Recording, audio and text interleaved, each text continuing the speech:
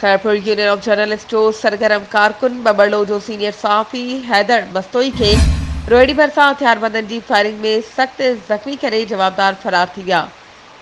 हैदर मस्तोई के 4 गोलियों लगण सबब सख्त ज़ख्मी हालत में रोहिड़ी तालके अस्पताल आंदो वियो, जॾहिं त ज़ख्मी सहाफ़ी की हालत ॻणती जोगी हुजण करे हैदर मस्तोई के रोहिड़ी तालके अस्पताल का सखड़ जे निजी अस्पताल मुंतकिल कयो वियो।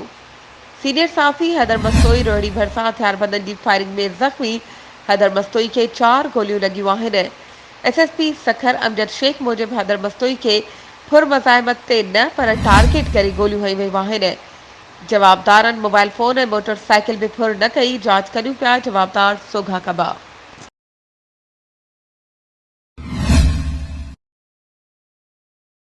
वधीक ख़बरुनि ऐं अपडेट्स जे लाइ असांजे चैनल खे सब्सक्राइब कयो ऐं हा बेल आइकन खे प्रेस करणु न विसारिजो त जीअं असांजी हर नई अचण वारी वीडियो तव्हां ताईं पहुची